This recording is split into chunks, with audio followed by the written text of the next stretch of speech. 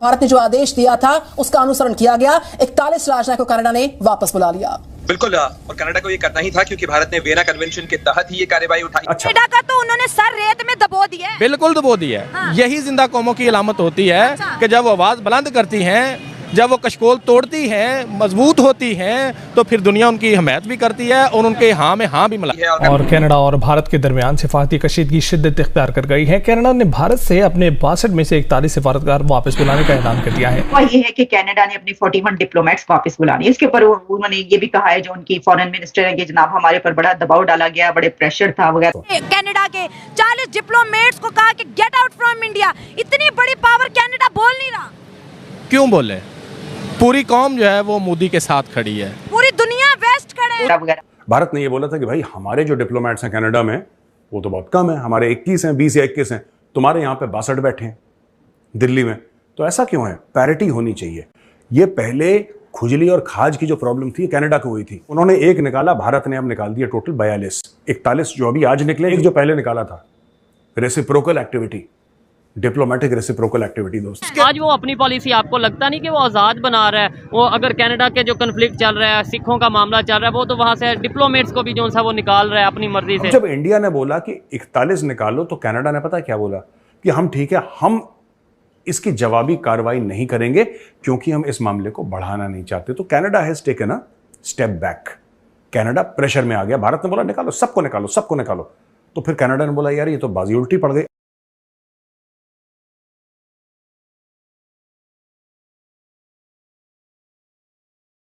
जय हिंद, नमस्कार दोस्तों। तो दोस्तों जैसा आप सभी बताया, भारत और कनाडा के बीच में कितना ज़्यादा विवाद चल रहा था, और दोस्तों इसके बीच में ना भारत के अंदर से 41 डिप्लोमेट्स को बाहर निकाल दिया, कनाडा के अंदर वापस भेज दिया।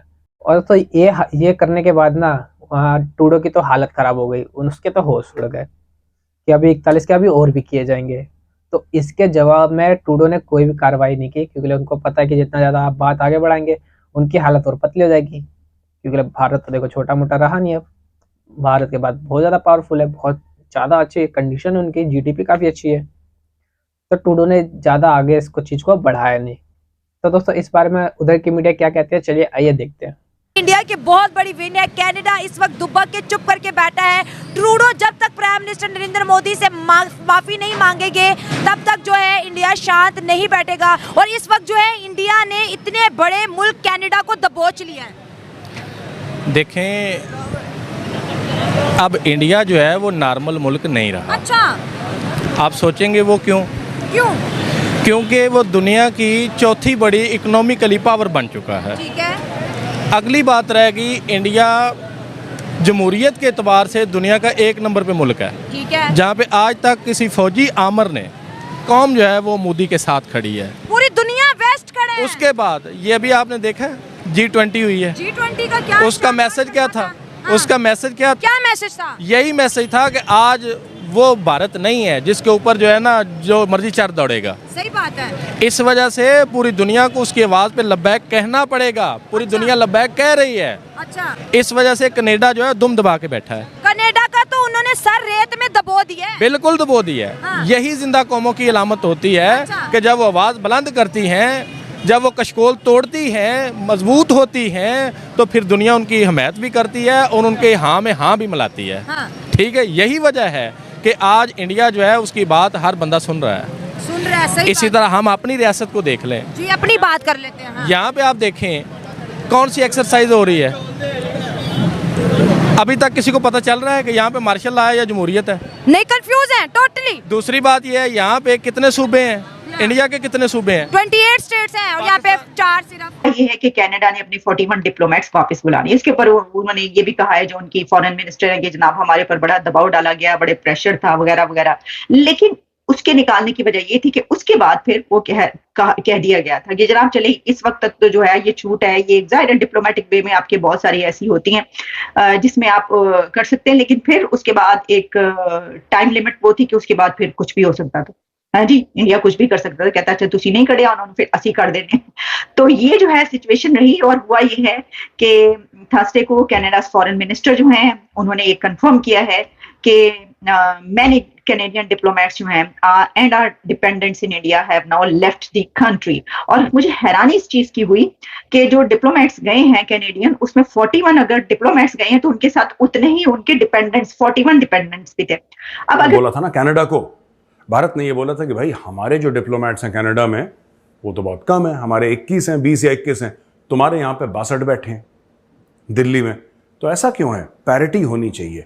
ये पहले खुजली और खाज की जो प्रॉब्लम थी कनाडा को हुई थी, निज्जर को मार दिया, हम इसको निकालेंगे, फिर भारत ने उन्होंने एक निकाला, भारत ने अब निकाल दिया टोटल 41 जो अभी आज निकले, जिसके बारे में ये वीडियो रिकॉर्ड कर रहा हूं। एक जो पहले निकाला था, reciprocal activity, diplomatic reciprocal activity दोस्तों।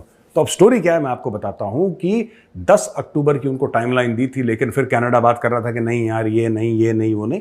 तो भारत ने बोल दिया देखो यार, तुम अगर नहीं निकलोगे ना भारत से, तो हर एक डिप्लोमेट की दोस्तों एक चीज होती है डिप्लोमेटिक इम्यूनिटी, आप डिप्लोमेट को अरेस्ट नहीं कर सकते। अब जब इंडिया ने बोला कि 41 निकालो, तो कनाडा ने पता क्या बोला कि हम ठीक है, हम इसकी जवाबी कार्रवाई नहीं करेंगे क्योंकि हम इस मामले को बढ़ाना नहीं चाहते। तो Canada has taken a step back. Canada pressure में आ गया, भारत ने बोला निकालो, सबको निकालो, सबको निकालो। तो फिर कनाडा ने बोला यार ये तो बाजी उल्टी पड़ गई। अच्छा, मैं एक बात कहना चाहता हूं, जब कनाडा ने भारत का डिप्लोमेट निकाला था ना वहां से, शुरू में जब निज्जर का मामला सामने आया था, तो काफी खालिस्तानी बड़े खुश हो रहे थे। खालिस्तानियों में तुम्हें एक बात कहना चाहता हूं, आजकल मैं तुम्हारी क्लास इसलिए नहीं ले रहा क्योंकि लड़ाई चल रही है वहां पे। आजकल मेजर की पाठशाला में जो सिलेबस है वो हमास का चल रहा है आजकल।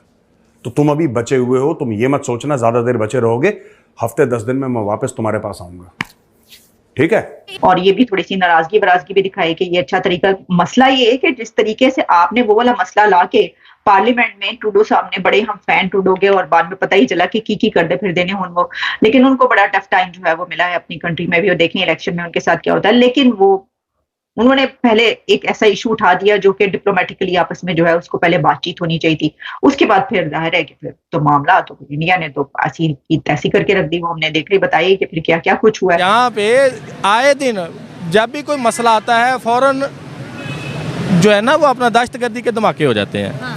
और असल जो बर्निंग इशू है उनसे तुम्हारी तवज्जो डिवर्ट हो जाती है।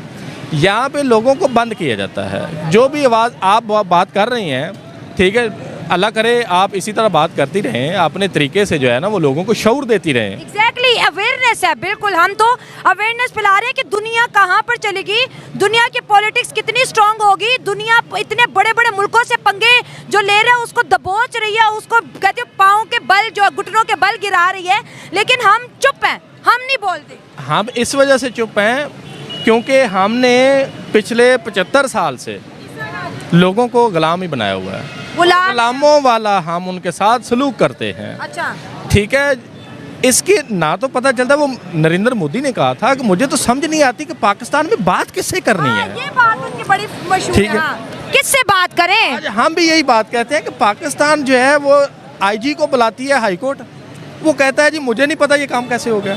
वो कहता है इतने बंदे बाजियाब करवाने हैं, वो किधर हैं? दोस्तों भारत ने बोल दिया था सबको निकालो, पर ट्रूडो ने सोचा अगर सबको निकालेंगे तो भाई देश की तो बहुत बुरी हालत हो जाएगी कनाडा की। उनका वीजा भी रद्द कर दिया, आपको पता है, एंट्री बैन कर रखी है भारत के अंदर कनाडा वालों की। तो भारत के डर से ना ट्रूडो ने ना बैक स्टेप कर लिया, क्योंकि भाई साहब ट्रूडो की तो देखो भाई साहब इतनी औकात है नहीं कि इंडिया के आगे चल जाए। उसके अंदर जाता खालिस्तानी सपोर्ट को करता है वो, क्योंकि खालिस्तानी पूरा एकदम पंजाब को अलग दिखाने में लगा रहता है हमेशा, भारत के नक्शे से अलग देश बनाना चाहता उसे। तो इस चक्कर में ना बहुत भारी पड़ गया ट्रूडो को। अगर दोस्तों आपको वीडियो अच्छी लगी हो तो प्लीज इसको लाइक कर देना, कमेंट जरूर करना, अपनी राय जरूर बताना कि क्या लगता है क्या होगा, और सब्सक्राइब कर लेना ऐसी न्यूज़ देखने के लिए। और दोस्तों 1 लाइक जरूर कर देना, क्योंकि यार वीडियो बहुत मेहनत से बनती है, बहुत ज़्यादा रिसर्च करके लाना पड़ता है, बहुत मेहनत लगती है। तो आपका 1 लाइक मेरा कॉन्फिडेंस बढ़ा देगा। बाकी मिलता है अगली वीडियो में। जय हिंद, जय भारत।